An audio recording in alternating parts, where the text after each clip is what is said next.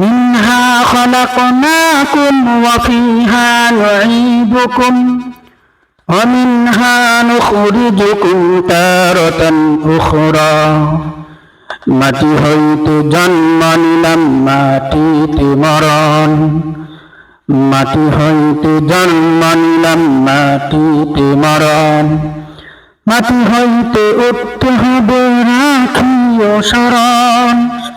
মাটি হইতে জন্ম নিলাম, মাটিতে মরণ। মাটি হইতে জন্ম নিলাম, মাটিতে মরণ।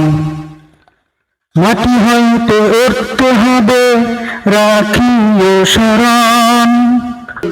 মাটি হইতে উঠতে হবে, রাখিও শরণ। কিভাবে, কেমনে? তাকফুরুনা বিল্লাহ, তোমরা আল্লাহর সাথে নাফরমানি করলা, আল্লাহর সাথে কুফরি করলা, আল্লাহকে অস্বীকার করলা। এটা কেমনে তোমরা করতে পারলা? এই জঘন্য কাজটা তোমরা করতে পারলে, অথচ তোমাদের কোনো অস্তিত্ব ছিল না, কোনো প্রাণ ছিল না, তোমরা ছিলে নিষ্প্রাণ, তোমাদের কোনো জীবন ছিল, লাইফ ছিল না। আমি আল্লাহ তোমাদেরকে জীবন দিয়েছি, আমি আল্লাহ তোমাদেরকে এই দেহের ভিতরে আমি আত্মা দিয়েছি। আল্লাহ তাআলা বলেন, আমি তোমাদেরকে বানাইলাম, আমি তোমাদের এই দেহের ভিতরে আত্মা দিলাম। আত্মা দেওয়ার পরে তোমরা আমাকে ভুলে গেলা। এই জঘন্য কাজটা তোমরা করতে পারলা, কিভাবে আমাকে অস্বীকার করলা? কিভাবে আমাকে অস্বীকার করো? আমার নাফরমানি কিভাবে তোমরা করো? দুই হাত কাইতে পালা, দুই পাও কাইতে পালা। অনেক সময় দেখা যায় এরকম তাকে জিম্মি করিয়া, হাইজ্যাক করিয়া, কিডনি এরকম নিয়ে আসা, কিডনি ফাঁসার পরে সব খুঁজে রেখে দেয়, বিভিন্ন শরীরের অঙ্গ প্রত্যঙ্গ খুঁজে বিভিন্ন থেকে পাচার করে দেয়, বিক্রি করে দেয়, এরকম হয়।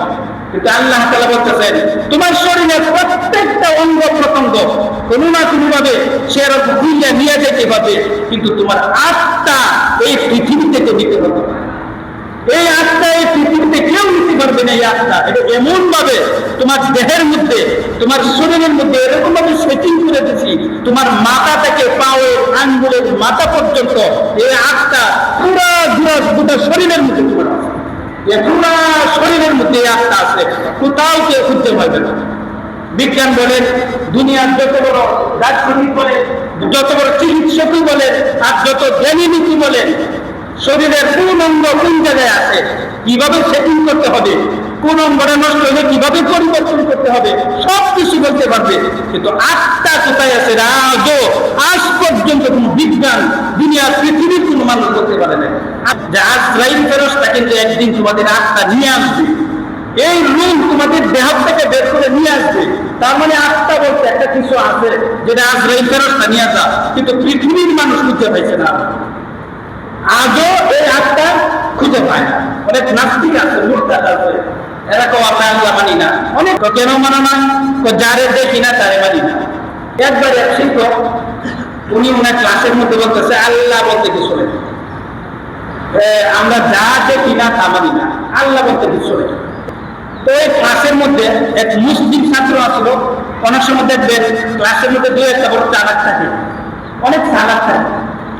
স্যার আপনি কেমনি বলতেন আল্লাহ বলতে কিছু নাই? উনি প্রশ্ন করে বুঝলেন, তো আল্লাহ কিন্তু জীবনে কোনো দিন দেখি না, দেখি নাই। তো আমি তো দেখি নাই, তাহলে আল্লাহ আছে বুঝবো কেমনে? যা দেখা যায় না তা তো থাকতে পারে না, যা দেখি না তা মানি না।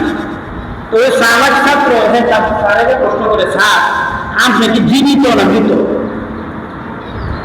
স্যারের কাছে এতদিন মনে করতাম তুমি এই ক্লাসের মধ্যে মেধাবী একটা ছাত্র, সবচেয়ে ট্যালেন্ট একটা ছাত্র।